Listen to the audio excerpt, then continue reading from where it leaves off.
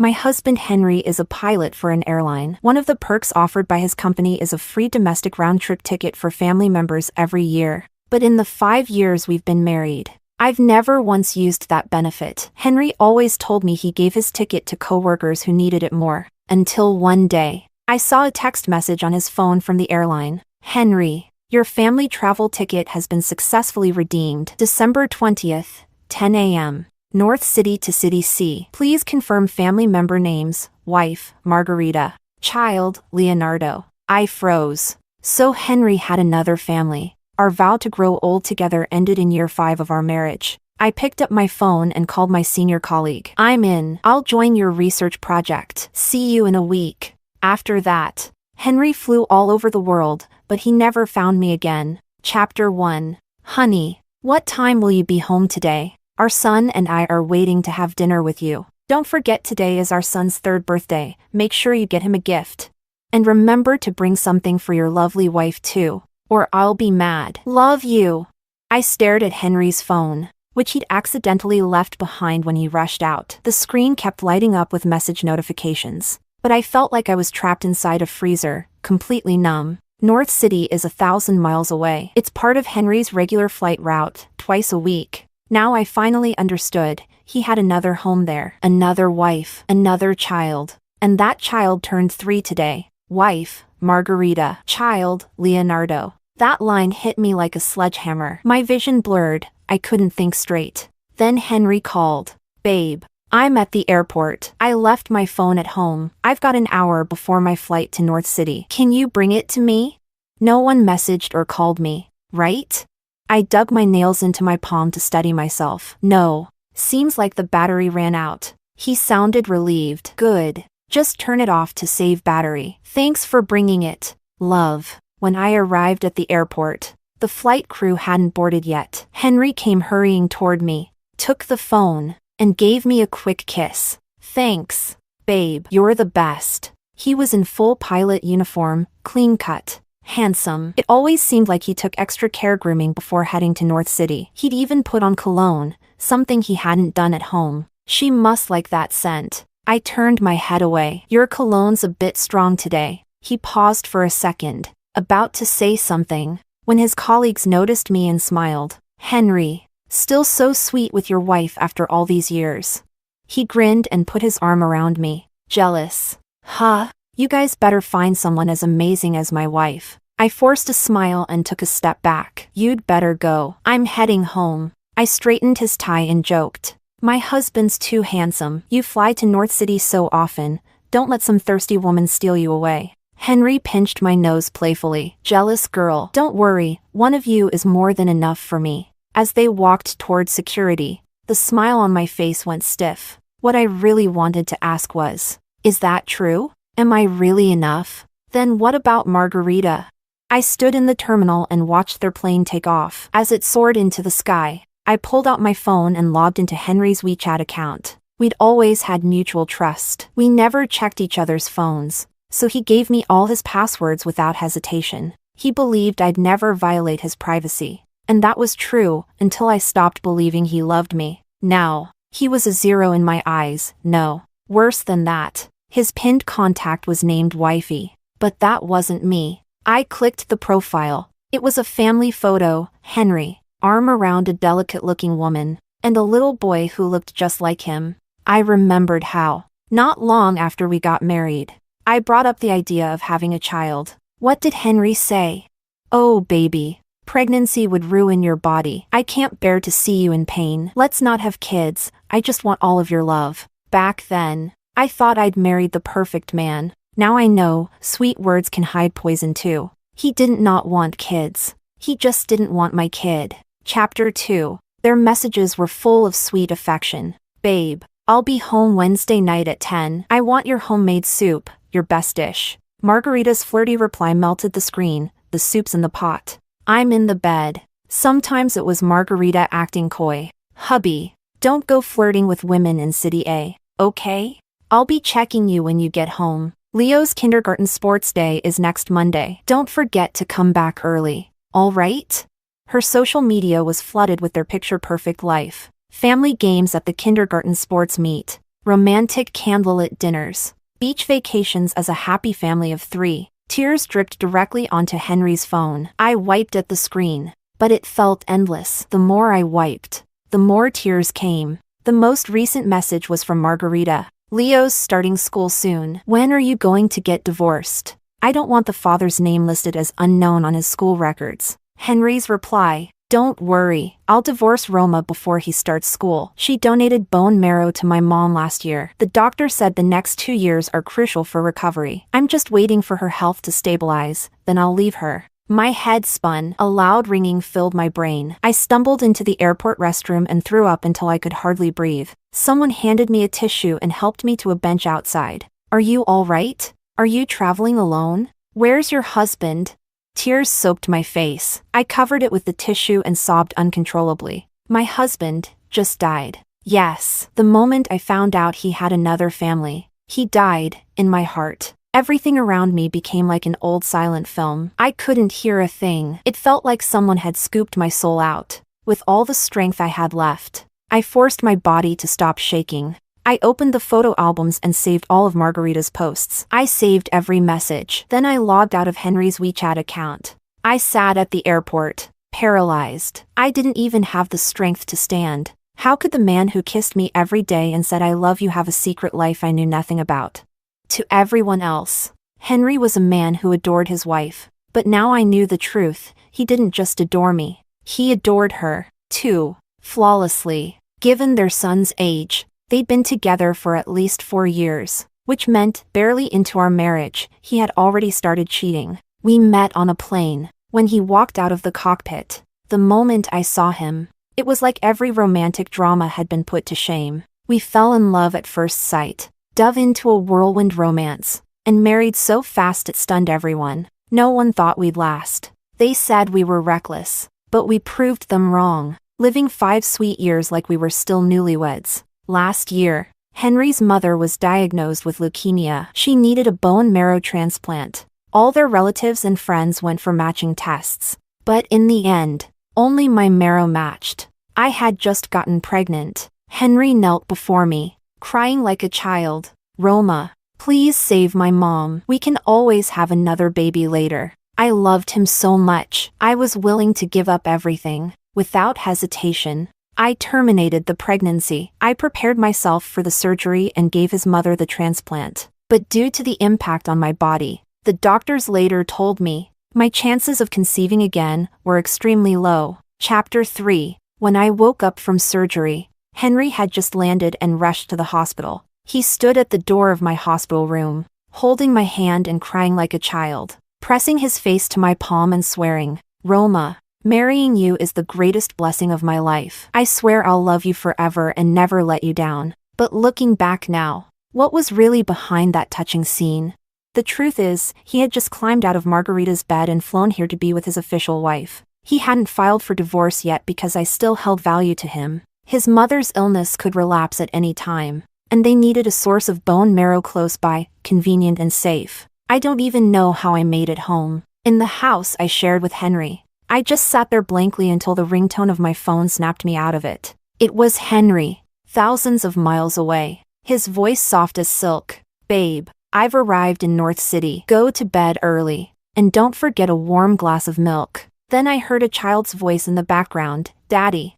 And a gentle woman's voice, Sweetheart, come to Mommy. I clutched the phone tightly, pretending to ask casually, was that a kid calling you Dad?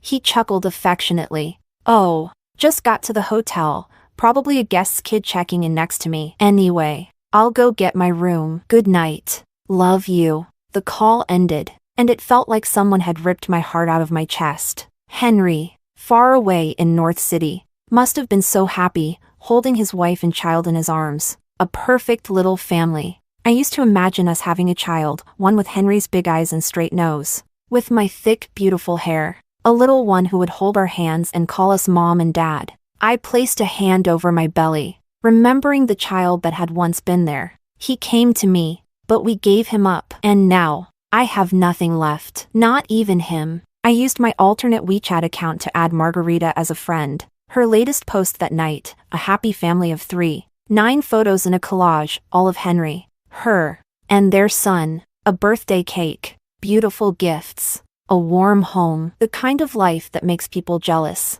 Her friends had flooded the post with likes. I scrolled through the profile pictures and froze. Several were Henry's colleagues, including the one who just yesterday at the airport had smiled and said Henry doted on me. I couldn't help but laugh. And as I laughed, tears streamed down my face. So everyone knew he had another family. Everyone but me. What a joke I was. What did they think when they saw me? Watching me smile like a fool, being strung along by Henry, living inside a lie like an idiot. I threw my phone to the floor, tears falling endlessly, clutching my chest in pain. Why does my heart still ache for a man like this? The tears I shed that day, maybe they were enough for every tear I'll ever have left to cry. By the time I came back to my senses, the sky outside was turning light. I stood up, picked up my phone, and dialed a number. Senior. Is it still not too late for me to accept the research team's invitation? My senior practically jumped over the phone. You're saying yes? You'll join us? I smiled. Yes, I'm ready. See you in a week. The next day, Henry returned home with a gift. He placed it in front of me. Babe, I picked out a necklace just for you. See if you like it? I didn't even bother to open the jewelry box. I already knew what it was because Margarita had posted a photo of a necklace with a caption. This kind of gift is perfect for a neglected housewife desperate for love. Henry picked up the box and opened it in front of me. Do you like it? I glanced at it. It was the exact same necklace from Margarita's post. As he leaned toward me, I noticed a red mark behind his ear. A wave of nausea overwhelmed me. I shoved him aside and rushed to the bathroom to throw up. Henry followed close behind. Panicked. What's wrong? Are you feeling sick? I'll take you to the hospital right away. Looking at the anxious expression on his face, I suddenly wanted to ask, are you worried about my health? Or are you afraid I won't be able to donate more bone marrow to your mom in the future? But I said nothing. Chapter 4. That night, he tried to be intimate with me. I pushed him away. I'm not feeling well. Go sleep in the guest room. Ever since I found out about the other woman, every time he touched me, I felt sick to my stomach. I glanced at the calendar. It was almost time, his departure date for the free airline ticket he had redeemed. Just a little longer. Once he left, we'd be done. For good. Henry said. I'm going to City C on a business trip for a week. If you're not feeling well, maybe I shouldn't go. I looked him in the eye and replied, it's fine, just some stomach trouble. I'll take some medicine. You should go, and don't forget to bring me a gift. On the day of his trip, I drove him to the airport. He kissed me lightly. I'll definitely bring you something beautiful. His colleague teased from the side. It's just a business trip, not a honeymoon. I smiled. You didn't eat this morning. Let me grab you a coffee. There was still half an hour until boarding. I couldn't stand being next to him anymore, so I used the coffee as an excuse to get away. When I returned, I saw him talking with his colleague, their backs to me. I paused. Just as his colleague said, you've really got skills, telling Roma it's a business trip while you're actually taking another woman and your kid on vacation. But seriously, it's been years and she still hasn't found out. That's some solid cover-up work. Henry chuckled. Roma's got her whole heart and soul wrapped around me. She loves me like crazy. There's no way she'd suspect anything. Just keep quiet, all right? After all, she did save my mom's life. I don't want people calling me ungrateful. His colleague laughed. Come on, we've been helping you hide it for years, haven't we?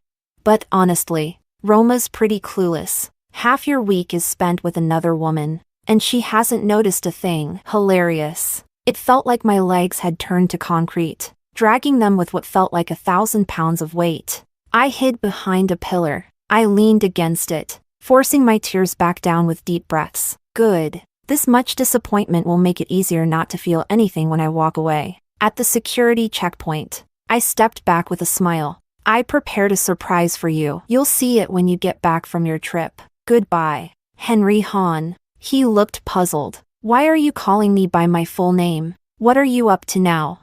Anyway, I'll be back as soon as the trip's over. I love you, babe. The day he left, I started packing. Just the essentials, clothes, documents, Everything else was just stuff. On the second day, I hired a cleaning service. I asked them to wipe away every trace of me from this house, as if I had never existed here at all. On the third day, I took every single photo of us, every picture, including our wedding photo, and threw them into a metal basin in the yard. I lit them on fire and let the flames consume it all. Then I scattered the ashes under the flowering tree to nourish the roots and protect the blossoms. On the fourth day, I printed every photo from Margarita's social media, every family portrait of Henry, her, and their son. I covered the walls of every room in the house with them. Every room, every wall, smiling faces of the happy little family of 3. On the fifth day,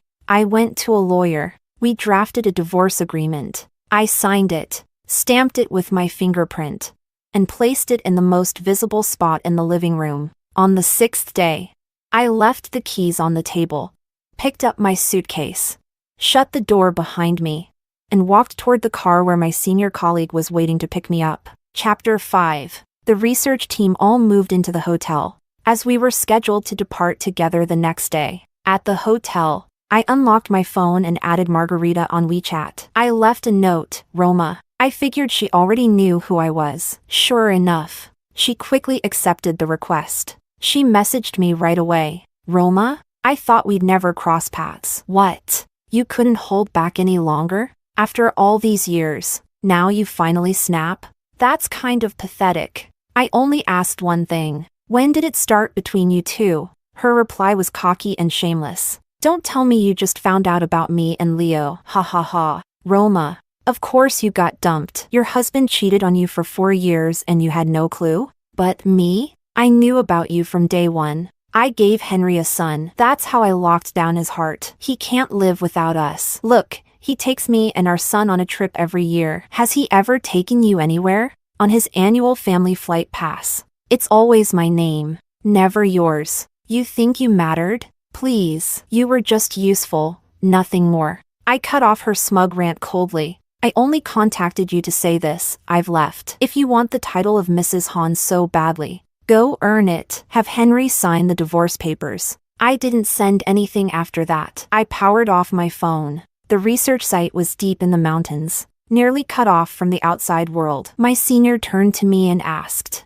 once we're in, it's gonna be a year with barely any contact, just the occasional phone call. Your husband's okay with that, right? I smiled faintly and raised my left hand, showing the bare spot where my ring used to be. I'm divorced. Don't worry, I'm free. I can stay up in the mountains as long as I want. My senior looked like he wanted to say something, but in the end, he said nothing. The day after I left, Henry returned home. The moment he opened the door, he froze. The color drained from his face. The entire house was filled with photos of him, Margarita, and Leonardo. He stumbled back a step, yelling, Roma! Roma! But no one answered. Only his voice echoed in the empty space. He rushed into the bedroom and found all of my things gone. Clothes, shoes, even the cup and towel I used in the bathroom. The comb I used every morning, everything had vanished. Like I had never lived there. His hands trembled as he pulled a photo off the wall. A happy family of 3 smiled back at him.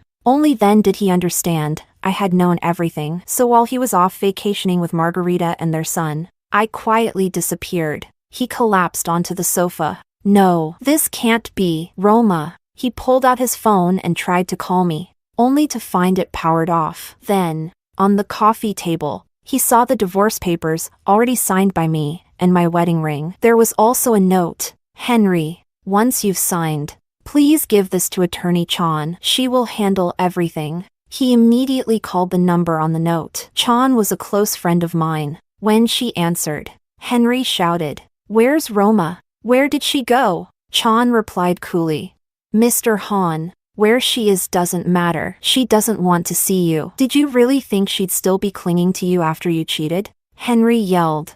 I need to explain. It's not what you think. Chan cut him off. Roma said if you won't sign, she'll sue. I'm authorized to represent her. Adultery. A child outside the marriage, pretty sure that qualifies as bigamy. A simple paternity test will settle it. Chapter 6. Henry, Chan said calmly. As Roma's lawyer, I'll be handling all the divorce proceedings. She also made it very clear she never wants to see you again. And as her friend, she added, her voice sharpening, I just have one question. How do you, a cheating jerk, still have the nerve to talk about explaining things to her? Explain what? You were married to her for 5 years, but you were cheating for 4 of them. Your kid is 3, right? Mondays, Wednesdays, and Fridays you were home, and on Tuesdays, Thursdays, and Saturdays, you were in North City playing house with another woman? What are you, a time management genius?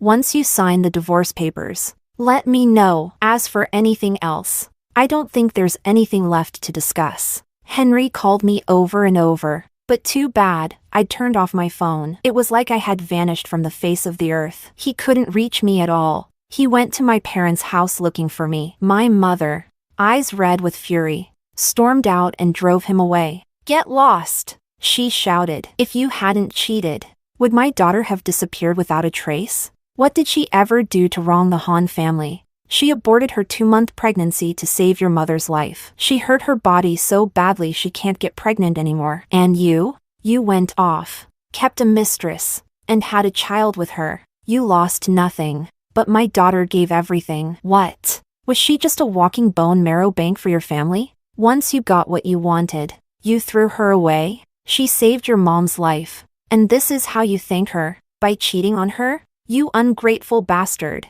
Get out of here. My mom, standing with her hands on her hips, snapped. You've got the nerve to come looking for my daughter? You piece of trash, come back again, and I'll bash your pig brain out. You hear me? She beat him with a broom, smacking him again and again, chasing him from the stairwell all the way out of the apartment complex. A crowd had gathered, whispering and gossiping. Isn't that Roma's husband? Looks decent, but turns out he's a cheating scumbag? Haven't you heard? He didn't just cheat, he even has a kid with another woman. Shameless. Poor Roma. She gave up her career for him. Even when she was pregnant, she gave up the baby to donate bone marrow for his mom. It's just heartbreaking. Men like him deserve a good beating. He's the very definition of a scumbag. Ugh. Stay away from Roma. Come back again and we won't be so polite next time. My parents still lived in our old neighborhood. Everyone there had watched me grow up. None of them gave Henry a kind look. Under a barrage of insults, he fled in disgrace. Henry searched everywhere, asking all our mutual friends about me. Finally, someone told him I had joined a confidential research project. It would be at least 1 or 2 years before I came back. And confidential meant one thing: if I didn't want to contact him, he would never be able to find me. He even tried checking airline passenger lists through connections at the airline, hoping to track my movements, but he found nothing.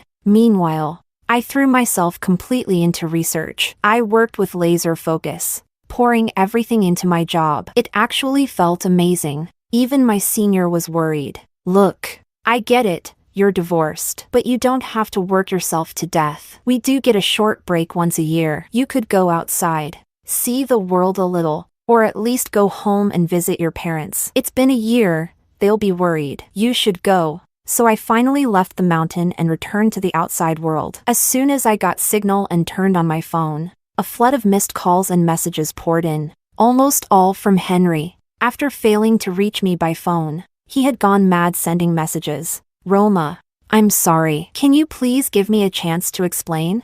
Baby, I really love you. I was wrong. Please forgive me, okay? I was drunk. I didn't mean to cheat on you. Roma, where are you? Come home, please. You can hit me, yell at me, do whatever you want, just don't ignore me. I messed up. I really messed up. Turns out Margarita was completely useless. After a whole year, she still couldn't get Henry to sign the divorce papers. Chapter 7. I blocked him on WeChat. I didn't want to see a single message from him again. Then I called Attorney Chan. She told me Henry still hadn't signed the divorce papers. But don't worry, she said. Once your assignment ends, the 2-year separation period will be up. You can still get divorced without his consent. I returned to my parents' home. What I didn't expect was to run into Henry outside the neighborhood gate. His eyes were bloodshot as he rushed toward me. Baby, where have you been?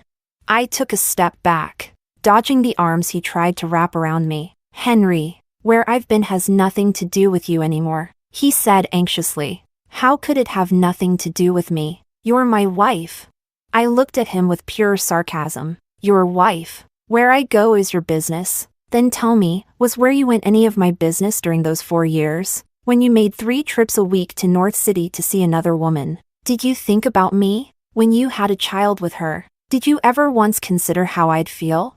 We're getting divorced now. Suddenly you remember I matter to you? Henry, are you seriously that hypocritical? Can you at least try to have some shame? Henry looked flustered. Baby, I was wrong. Please, can you forgive me?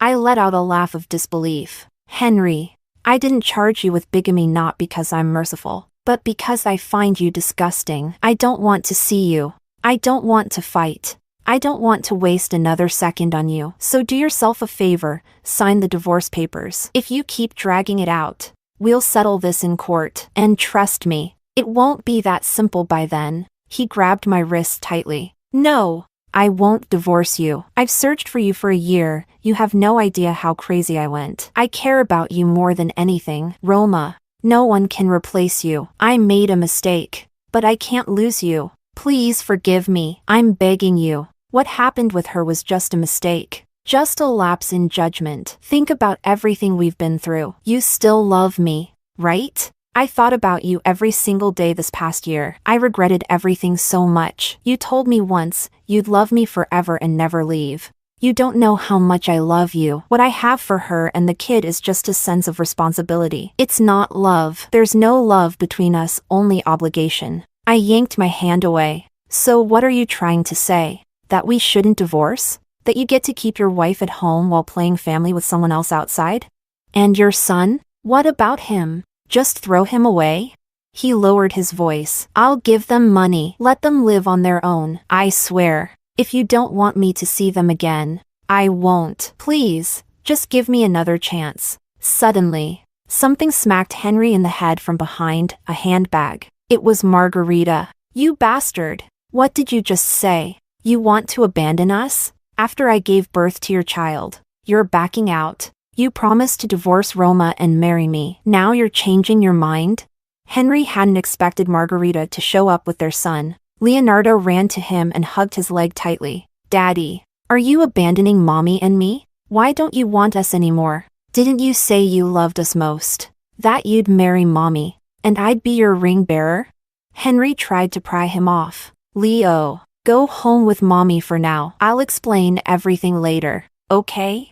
I watched the drama unfold, cold amusement in my eyes. Henry, you're absolutely revolting. I've never seen a man more shameless than you. He clutched my arm desperately, shaking his head. Roma, I've already told her it's over. I'm not getting divorced. I won't sign the papers. Roma, no matter how much you yell, hit, or hate me, I'm not letting you go. Then Margarita suddenly screamed.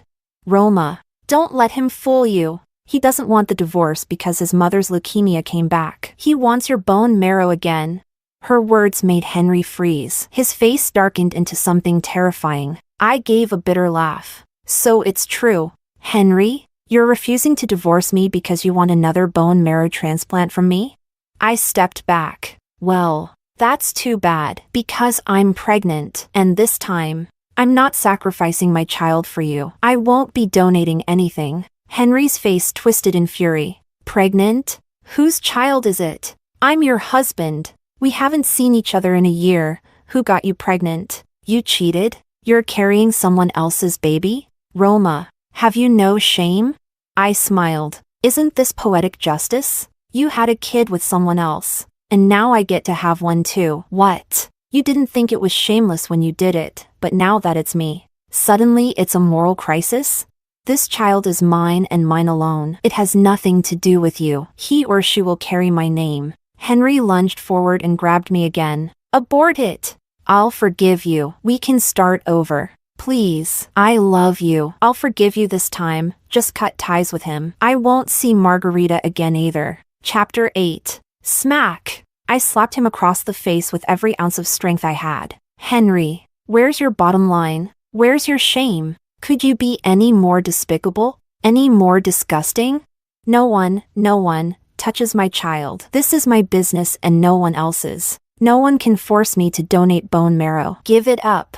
Henry, I won't save your mother again. You don't get to guilt trip me into it. Bone marrow donation is voluntary. Nobody can make me do it. So listen closely. Henry, I don't want to. With that, I shoved his hand away and walked straight into the neighborhood without looking back. He didn't follow. He was too busy fighting with Margarita. A loud slap rang out. He hit her hard across the face, knocking her to the ground. Then he yanked her up again by the arm. Why the hell did you come here? Why would you tell her about my mother's condition? If anything happens to her, I swear, I'll never forgive you.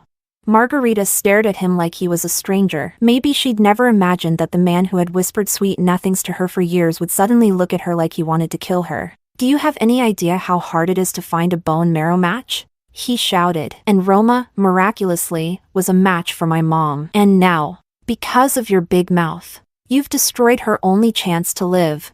Margarita, get out, as far away as you can. I don't want to see you ever again. Margarita collapsed into tears, clutching Leonardo tightly. Henry, I waited for you all these years. And this is what I get? How can you be so heartless? Are you even human? You're going to let your son be a bastard? A fatherless child? Roma's already pregnant with someone else's baby. She's never going to help your mother again. Beg all you want, she won't come back. To you, your mother is always number one, isn't she? What about me and your son? Your mom's dying anyway, and you'd still go beg Roma instead of being here with your family?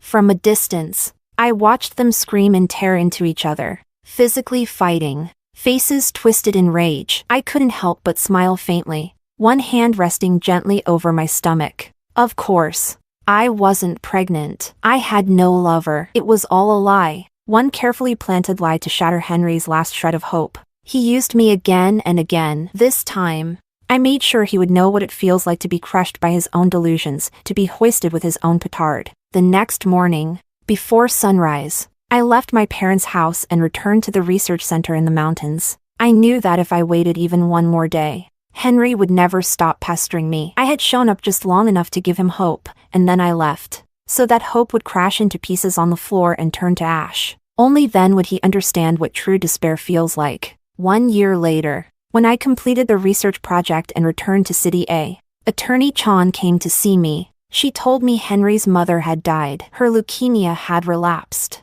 and she passed away without ever receiving another transplant. Henry had broken down completely. He couldn't find me. All he could do was watch his mother's final hope slip away, moment by moment, until it vanished entirely. The truth is, the doctors had already told us after the first transplant that her body wouldn't survive a second one. If it relapsed, there was no point in trying again. But that is something I'll never tell him. I want him to live with that guilt for the rest of his life. Let him believe that if he hadn't cheated, I wouldn't have left. If I hadn't left, his mother might have gotten that second transplant. She might have lived, and it was all his fault. That thought nearly destroyed him. Henry finally signed the divorce papers, but he never married Margarita. He hated her now, blamed her for revealing the truth and ruining his last chance with me. Chapter 9. Margarita was on the verge of a breakdown. She stormed into Henry's airline company with her child in tow. Making a scene, she sat down in the office of the senior management,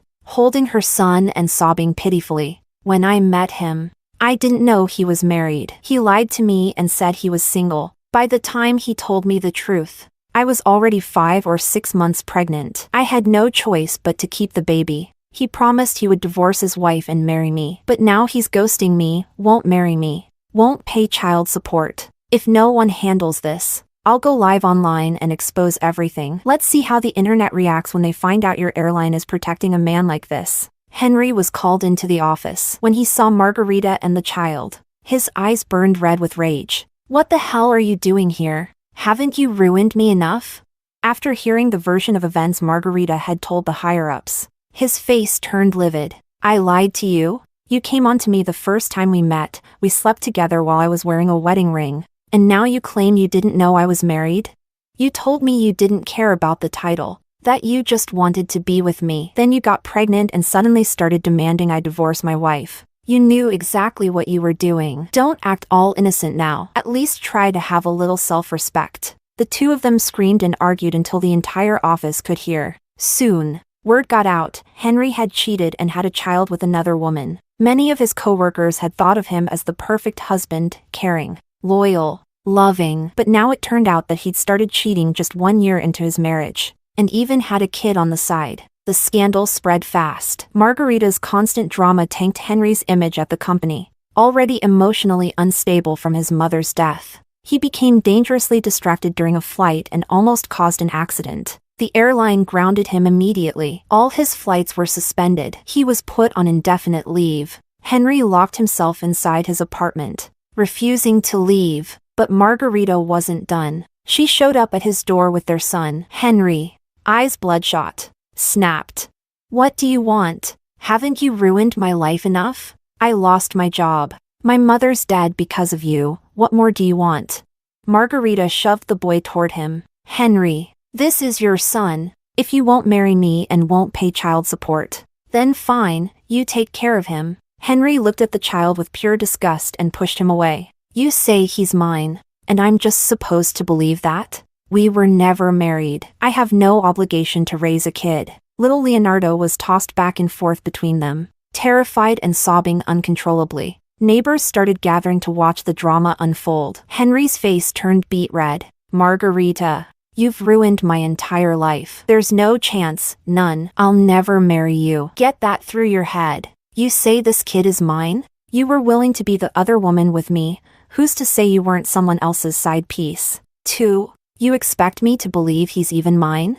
I don't want this kid. Don't ever come here again. He slammed the door. Margarita stood outside, clutching her child, crying her heart out. But no one pitied her anymore. No one answered. I found out about all this from Attorney Chan. Margarita had taken the boy to Henry's parents' home, leaving behind one sentence. This is Henry's son, your Han family's grandson. Then she left without looking back. She parked herself outside Henry's apartment building for days, living in a rental car. Eventually, she spotted Henry stepping out. That's when she hit the gas. She sped toward him with wild eyes and a twisted expression. Henry, if you won't keep your promises, then let's die together. Husband and wife in hell. She rammed the car straight into him, launching him into the air. He was killed on the spot. Her vehicle crashed into a stone pillar. Even after emergency services arrived, she couldn't be saved. When I received the news, I was just about to lead a new research team on a new project.